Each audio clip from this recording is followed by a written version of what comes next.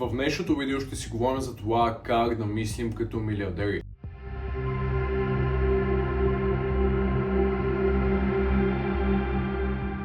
Имам намеренията да се насочвам към такива постижения, но на този етап аз все още не съм милиардер, така че човека, който ще обсъдим днес и един конкретен негов ментален модел е Чарли Мънгъл. Като кой е Чарли Мънгъл? Той също е мултимилиардер и бизнес партньор на Уорън Бъфет, като за жалост той почина преди 2 години, 2023, но имахме тази привилегия и чест до голяма степен той да остави много от своите знания, както в интернет, така и в книги, където ние можем да почерпим от неговият опит. Така че мисловният модел, за който искам днес да си говорим, се нарича инверсионно мислене. Какво представлява инверсията? Инверсия идва от това да се научим да обръщаме. Или с други думи, вместо да се питаме как да успея, трябва да зададем въпроса как да съм 100% убеден, че ще се проваля. Именно този ментален модел използват изключително много както милионери, мултимилионери, така и милиардери. И всъщност, защо този модел е толкова мощен и ако искате успешен бизнес, вие трябва да го приложите в собствения си такъв? Причината е, че ние сме много големи оптимисти. Много често си поставяме някакви цели и си казваме как сега този месец ще удвоя продажбите си, сега за една година ще стана милионер, сега да кажем за един месец ще намеря нов екип по продажби, ще намеря менеджер, управител или пък за 2 месеца ще науча целият екип по продажби да стане изключително добър.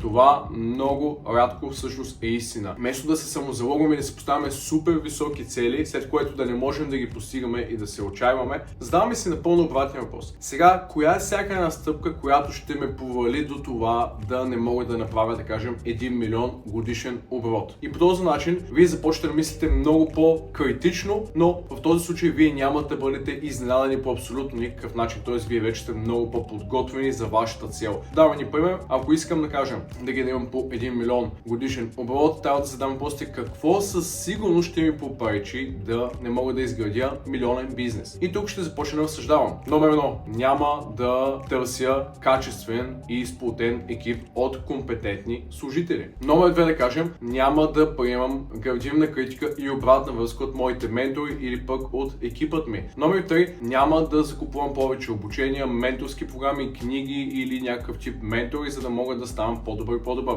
Номер 4. Няма да управлявам добре времето ми и вниманието ми. Номер 5. Няма да кажем да плащам данъци или ще се опитвам да спестявам някакви дребни разходи, за да може всъщност колкото се може от всякъде да спестя, вместо да се фокусирам върху това да генерирам повече и повече. И така нататък, и така нататък. Мисля, че ме разбрахте много добре. Освен, че това е много силен ментален модел за това да се научим да не бъдем delusional, да не бъдем просто някакви оптимисти без реално покритие, мозъка ни е установил, че за него е много по-лесно да забелязва опасностите и местата, на които всъщност имаме нещо негативно, отколкото позитивните такива. Знам, че това звучи малко противоречиво с това, което казах преди малко, но сега ще ви обясня каква е логиката. Когато става дума за цели, ние си поставяме свръхоптимистични цели. Но когато става дума за намиране на проблеми, мозъкът ни е много по-добър в намирането на проблеми, вместо намирането на хубавите страни на нещата. Тоест, когато става дума за резултати, сме супер оптимисти. Когато става дума за действия и за решаване на проблеми, тогава е по-лесно да бъдем песимисти. Затова ние трябва да се възползваме от тази наша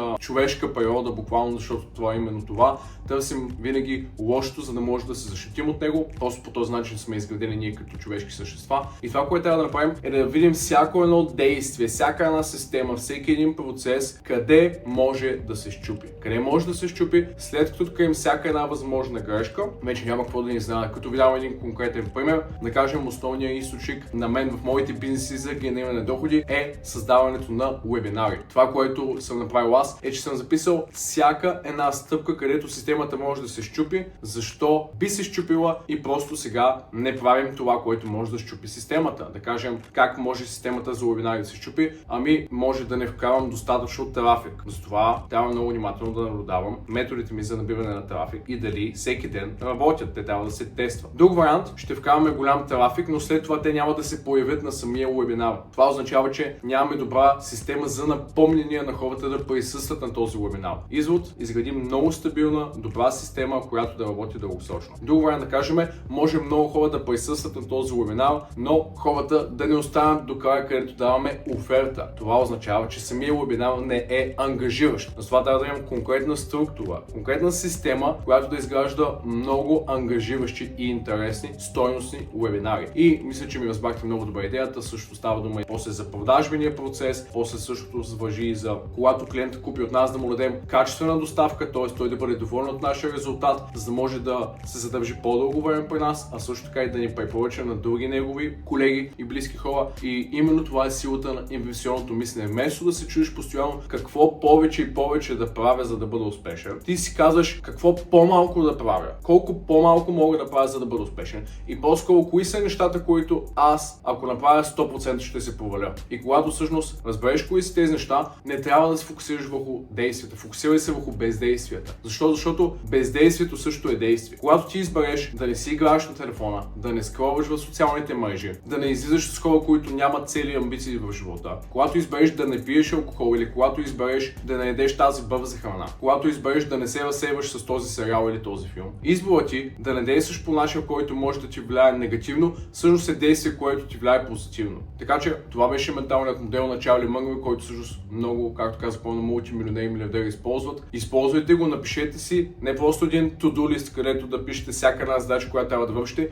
Имайте not to-do list, или с други думи, списък за неща, които не трябва да вършите, ако искате да бъдете успешни. След което просто наблюдавайте, правите ли тези неща, продължавате ли да се храните по вреден начин, продължавате ли да нямате изградени системи, продължавате ли да нямате списък с ежедневни задачи, продължавате ли да не следите приходите и разходите си. Ако продължавате да изпълнявате списъка с неща, които не трябва да правите, това е един сигурен начин ще се провалите. Така че това беше видеото за днес. Абонирайте се за този канал, ако искате още подобно съдържание, ако искате да изградите мисловни модели и процеси, както и на много мултимилионери и милиардери. Аз съм Антони Казаков и ще се видим в следващото такова видео.